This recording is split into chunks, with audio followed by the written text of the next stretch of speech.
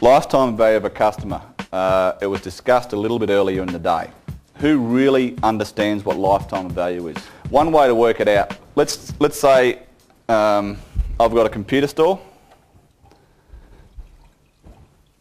and I sell my computer for $2,500 and my profit is $500 per computer. That profit is $500. How often do you think people on average would buy a new computer? 2 or 3 years. For the exercise, let's say every 2 years, the average lifetime is everyone buys a computer every 2 years. If you bought your computer from a computer store and they marketed to you effectively at buying all the consumables, did a good job, would you go back and buy your consumables, or would you go to Harvey Norman's and Dick Smith's or wherever else you go? Most people buy a computer and they go to Harvey Norman to buy or Officeworks to buy the consumables. Dumb mistake, okay, from the computer store owner's place. Okay. Year one, okay. You buy a computer off me today, it's year one. I know my profit margin is $500, but if I apply direct marketing techniques like I'm teaching you today and get your details and market to you and offer you an incentive to come and buy from me, how easy is it to spend $300 a year on consumables? Ridiculously easy. So let's keep it a low figure, just so that you understand what this is. I'm going to tell you that my average customer stays with me for 10 years. Okay, that can change. You may have a business where your customers stay with you for 2 years on average, 5 years, 3 years, 7, 15. You know, only you can answer that one. But for the exercise, 10 years, we buy a computer every 2 years.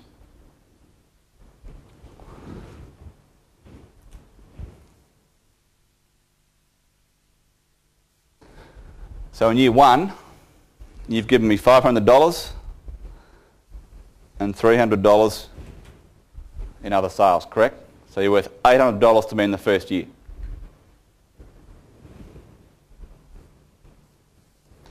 In year two, you're not buying a computer, are you? What are you giving me?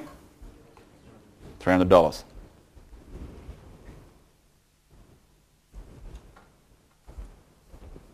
Year three, effectively, we call it year three, you're up for another computer, aren't you? Now, margins can change, but we'll use the same figure. So in year three,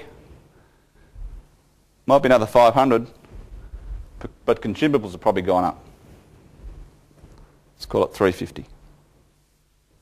So at year three, you're worth 850. What happens in year four? You're not buying a computer again, are you? You're going to spend money with me if I market to you effectively. I'm trying to get a relationship and mine the gold from my database, in this case it's you, from buying a computer, so I can maximise the return of the lifetime value of you. Nothing there. 350 again. If someone's got a calculator, I'll be too tired to work it out. Year five, or effectively every second year, you're up for another computer. So suddenly we've got, let's say the margins have dropped, we're back to 400 here. But consumables have gone up.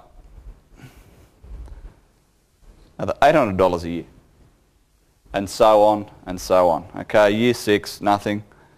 400.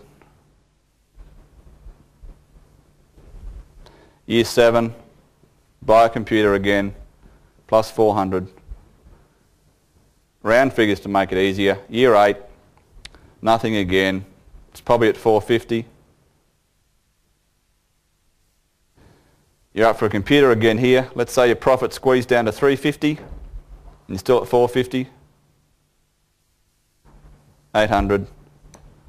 No computer this year and 450 again. So what's this customer worth to me? $6,000, okay? What would most people say? I can't match it. Sorry, you know, they'd dispute the spec.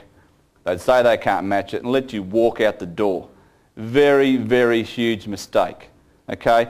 If I know my back-end results, I know that if I market to you, give you good service, that you come back and buy from me and buy your consumables or whatever else is you offer in your business, I know you're worth $6,000. I can actually afford to lose on the first sale, correct? Knowing over here I've lost on that sale, but I've picked up $6,000 here over the lifetime value.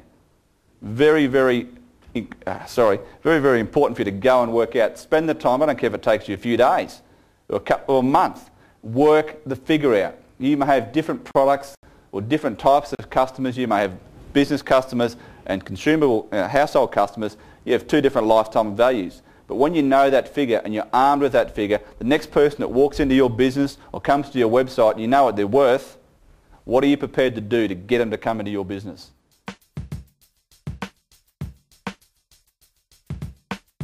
When I first went online with my newsletter last year, I didn't make an offer for 4 months.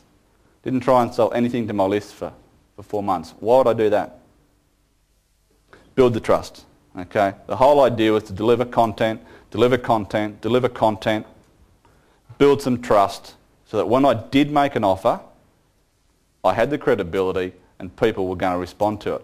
The one thing I make a very valid rule, I will not offer anything to my list unless I've bought the product or service and know that it's good, or I've at least researched it if I haven't purchased it. Otherwise, if I send out an offer to my list and the product's a dud, what's going to happen the next time if I've got something good? You won't believe me. Same thing with your business, with your online business. Okay? Make it believable, make it good, and give people a reason that when you do send something, you do recommend something, that they at least have a look at what you're offering. But you also should have a gut feel yourself. You should know whether you'd be pushing it too hard.